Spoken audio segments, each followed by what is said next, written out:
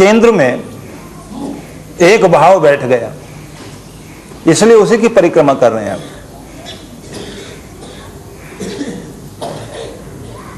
किसी के केंद्र में कुर्सी है, सत्ता है, इसलिए अगर वो कहीं सत्संग में भी आएगा तो ये ध्यान रख करके यहां इतने सारा वोट बैंक है, यहां जाना चाहिए, दान भी देना चाहिए, मिलना जुलना चाहिए, यहां के मंत्री प्रधान के साथ संबंध बनाना चाहिए।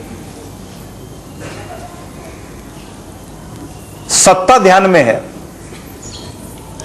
और कमाल की बात यह है, मति होते हुए भी हम मतिहीन लोग मतिहीनों को गद्दी पर बैठा देते हैं और बाद में अपनी मति को कोसते हैं कि हमने क्या कर दिया। बड़ी पीड़ा होती है मन में। एक मतिहीन इंसान को हम मति रखते हुए, अक्ल रखते हुए गद्दी पर बैठा रहे हैं। कितना मतिहीन वाला कार्य हमने कर दिया, बाद में अपनी मति को कोसते हैं, ऐसा क्यों किया हमने। और ये स्थिति बाद तक पीड़ा देती है। और उनको जिनको हमने मतिहीन माना, मूर्ख मानते रहे, उनके सामने तो सत्ता ही केंद्र में थी, इसलिए परिक्रमा करते हुए, रिझाते हुए सत्ता तक पहुंच गए। पर मैंने आपसे कहा कि किसी के केंद्र में धन है तो किसी के केंद्र में मकान, किसी के केंद्र में रिश्ता, किसी के केंद्र में कुर्सी, किसी के केंद्र में कोई और पदार्थ, तो सारी परिक्रमा उसी के लिए करेगा वो। भगवान ने कहा अगर तुम मुझे केंद्र में बैठा हो और फिर मेरी परिक्रमा करने वाले बन जाओ तो फिर तुम मेरे हो और मैं तुम्हारा हूं, इसमें कोई संदेह नहीं। मेरे पारायण हो जाओ।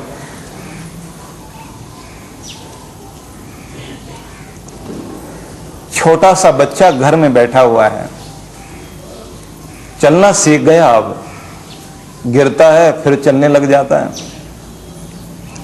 अब मां भोजन बनाएगी, ध्यान रहेगा बच्चे में,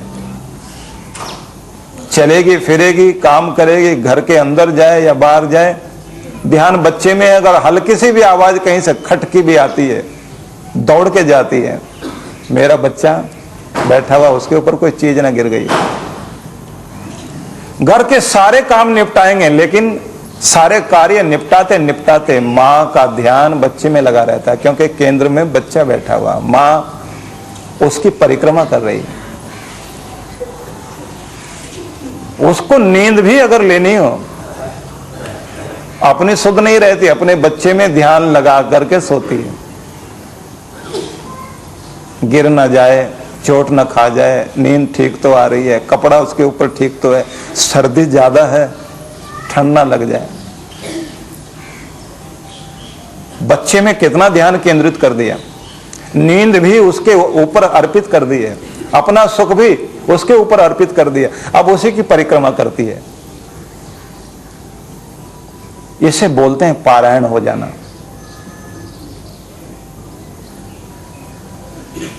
ऐसे ही चलो फिरो, खाओ पियो, उठो बैठो, संसार के कार्य करो, संसार का व्यवहार निभाओ, लेकिन अपने कृष्ण में, अपने गोविंद में, अपने भगवान में, जिस भी इष्ट देव को मानते हो, उसी में अपना ध्यान टिकाकर संसार के कार्य करना शुरू कर दो, तो हर कार्य में परमात्मा बस जाएगा और हर रूप में आपको परमात्मा का एहसास होगा। और उस समय जब तुम कर्म करोगे तो ये एहसास होगा कि मैं और मेरा भगवान दूर नहीं है, निकटता अनुभव होगी, अंतर में बैठा हुआ अनुभव में आएगा। अर्जुन से कहा ऐसी कोई स्थिति जो अपनाए, अर्जुन वो मेरा अपना है। भगवान को ये कहना कि भगवान तुम मेरे हो, इस कह देने से बात नहीं बनेगी, एहसास दिलाने से भी नहीं, एहसास अंदर करने से बात बनेगी। क्योंकि प्रत्येक कर्म में जब परमात्मा बस गया तो फिर पूरा ध्यान ही उधर रहेगा। जैसे मां का ध्यान बच्चे में है, या विवाह हो जाने के बाद कुछ समय के लिए मायके गई पत्नी, अब वहां वो भोजन करती है तो भोजन करते हुए क्या ध्यान है उसका? अभी भोजन खा लिया होगा, 8 बजे भोजन करते हैं, अभी तो 8:30 बज गए, 8:45 बज गए, जरूर भोजन कर लिया होगा। उनके भोजन के समय के बाद ही भोजन करूं। इस समय बैठे होंगे, इस समय खा रहे होंगे, इस समय ये कार्य कर रहे होंगे, पूरा ध्यान ही उधर है,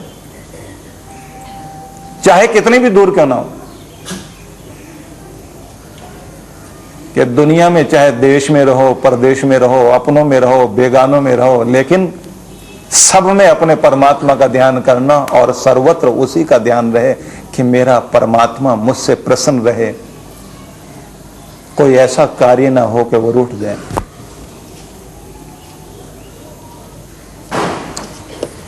एक बात और ध्यान रख लेना, भगवान इतना जल्दी रूठता भी नहीं जितना हम लोग मान लेते हैं। ऐसे पूजा नहीं की, आज ऐसे गलती हो गई, आज दिया जलाने में गलती हो गई, आज आसन रखने में गलती हो गई, भोग लगाने में गलती हो गई, आज माला ठीक ढंग से नहीं पकड़ी थी, आज हड़बड़ाहट में आए थे, जरूर भगवान नाराज हो गया।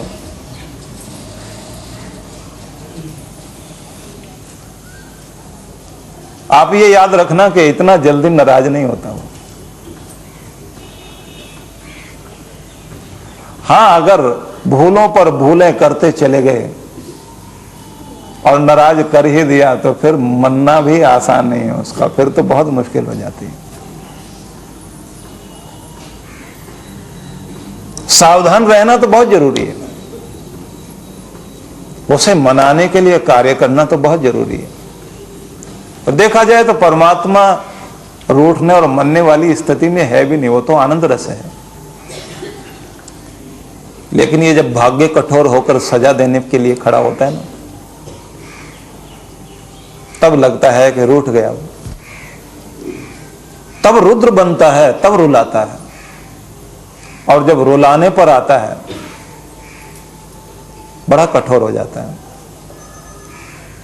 जिसे वो रुलाना चाहे उसे सारी दुनिया हंसाने की कोशिश करे, नहीं हंस सकता, और जिसे वो हंसाना चाहे सारी दुनिया रुलाए, लेकिन वो कभी रो नहीं सकता। ये बात नहीं सकता। जिस पर वो कृपा करता है हर हाल में हंसेगा, प्रसन्न रहेगा, मस्त रहेगा। इसलिए पूरा ध्यान उसी पर रखना। भगवान ने कहा, मत कर्म कृत मत परम मद भक्त संग वर्जित है। मेरा भक्त वो है जो मेरा भजन करता है। आप जिसको केंद्र में मानकर बैठे हैं, रात दिन चर्चा भी तो उसी की करोगे ना। पैसा कमाने की भावना तो रात दिन बातचीत पैसे की, कुर्सी के लिए ध्यान है तो बातचीत भी कुर्सी की होगी। कहा कि अगर तुम मेरे भक्त हो तो फिर चर्चा मेरी ही हो, मेरा भजन पूजन, मेरा ही जप, मेरी ही बात। और फिर ऐसे ही लोगों की संगति, जिनकी संगति में बैठने से भक्ति जागती हो, जिनकी संगति में बैठने से भक्ति छूटती हो, भाव दूर होता हो, उनका तो संग भी नहीं किया जाए। जो तुम्हारी संगति में बैठकर तुम्हारे साथ परमात्मा की महिमा का वर्णन करें, उनके संगति खोजो, बैठें, चर्चा करें। और चर्चा करते करते इतने आनंद में आ जाएं, वहीं भजन शुरू हो जाए, सेवा करने की योजनाएं बनने लग जाएं। तो जो मेरे पारायण है, मेरे कर्म करता है, मेरा ही भजन करता है, मेरी ही सेवा करता है, संग वर्जिता, ये शब्द भी एक शर्त है ये सारी चीजें होनी चाहिए, लेकिन उसके बाद भी कहीं आसक्ति ना हो संसार में, किसी पदार्थ में, किसी व्यक्ति में, किसी स्थान में, किसी भवन में, कहीं पर भी आसक्ति ना हो, तब वो मेरा हो सकता है। नहीं तो क्या होगा? अगर पदार्थ में आसक्ति है तो पदार्थ के मिलने से और बिछड़ने से भक्ति छूट जाएगी।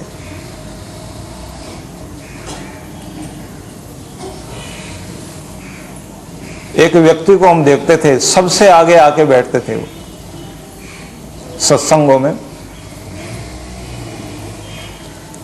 और ये कहते थे कि जहां जाओगे वहीं साथ साथ जाएंगे। मिलिट्री के रिटायर व्यक्ति थे।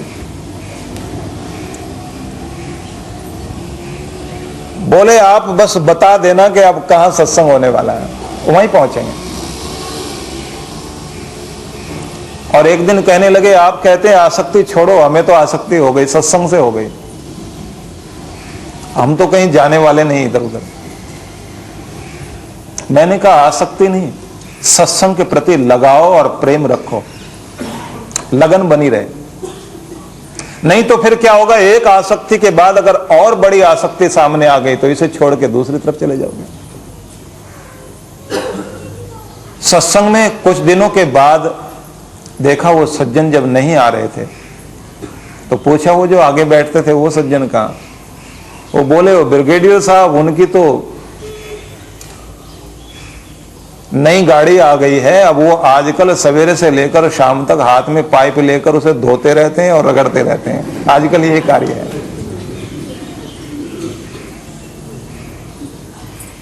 रिटायर आदमी मिलिट्री के, पहले तो कहते थे बस अब एक ही ध्यान है, सत्संग, और कहीं नहीं जाना। अब क्योंकि गाड़ी नहीं आई है और गाड़ी में आसक्ति बहुत है, बहुत देर के बाद नंबर लगा होगा, पसंद की गाड़ी आ गई, अब लेकर बैठे हैं, पाइप धो रहे हैं, पहुंच रहे हैं, रगड़ रहे हैं। अब जरा विचार कीजिए, अगर पदार्थ में या वस्तु में या संसार में कहीं भी आसक्ति है तो फिर क्या करोगे आप? उससे आगे कोई और पदार्थ की आसक्ति आ गई, उसे छोड़ोगे, फिर वहां चल पड़ोगे। भगवान ने कहा संसार में आसक्ति नहीं, असंग हो जाओ और अपना समस्त प्यार मेरे प्रति अर्पित कर दो। तो ये बात निश्चित है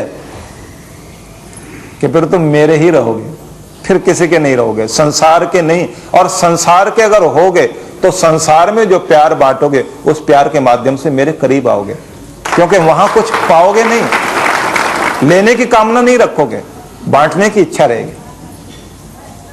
ये बात जरा समझने की है।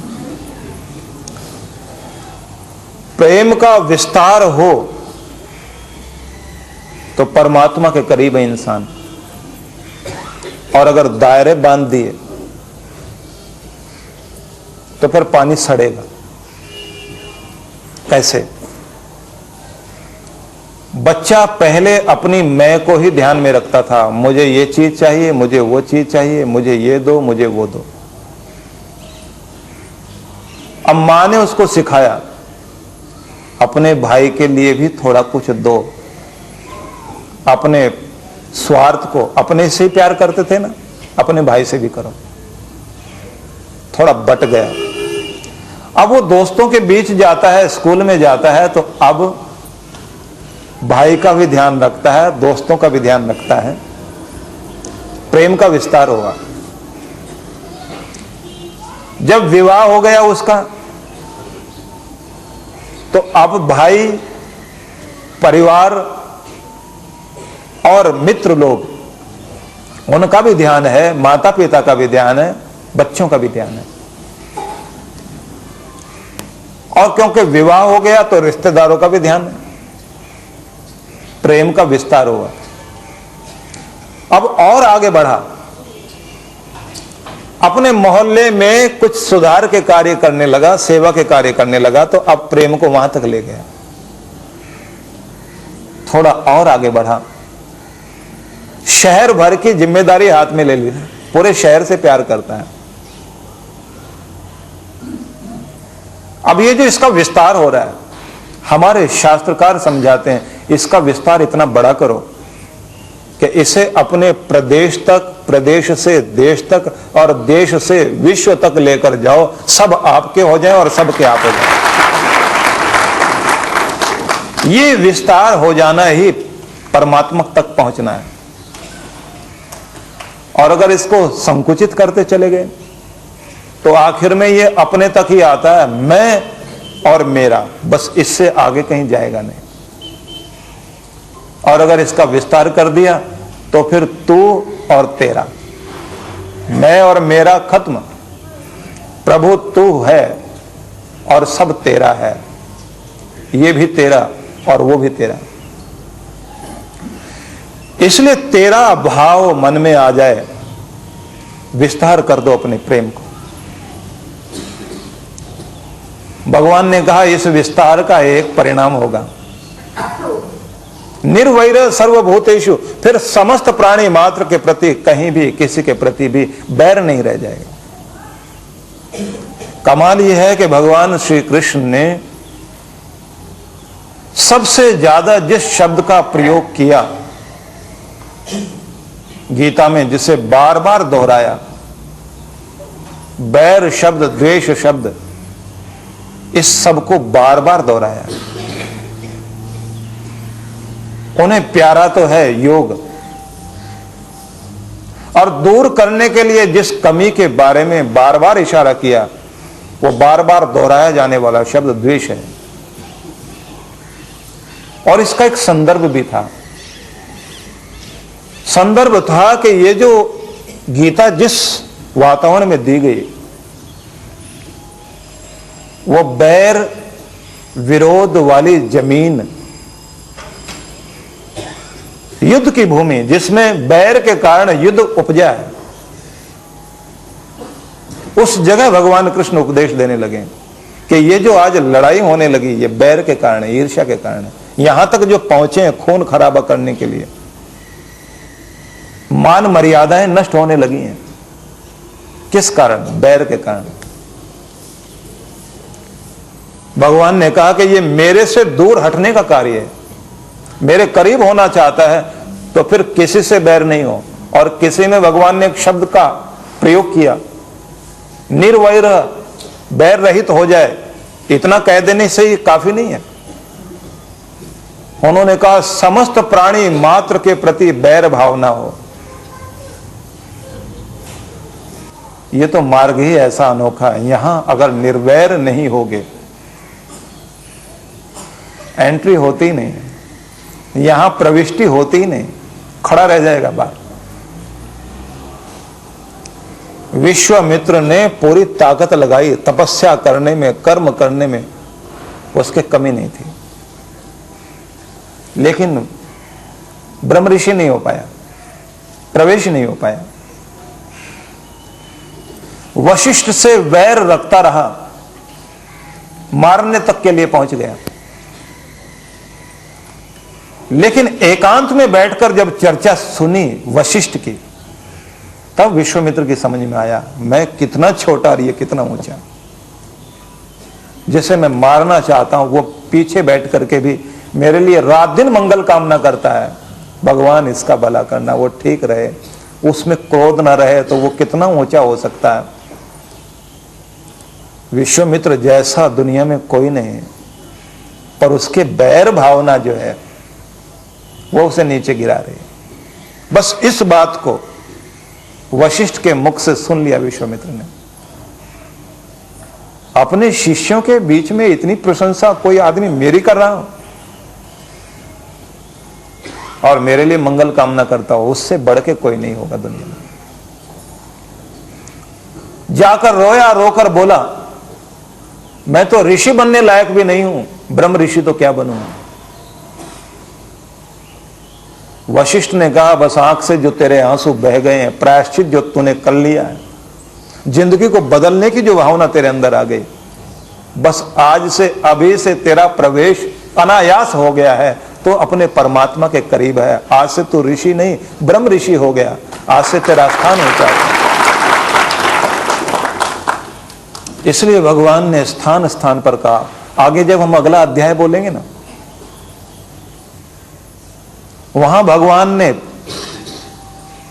अपने प्यारों की पहचान बताते समय यही शब्द कहा, अद्वेष्टा सर्वभूतानां मैत्र करुण एव च। 12वें अध्याय में यही है। यहां कहा बैर ना रखे। किससे ना रखे?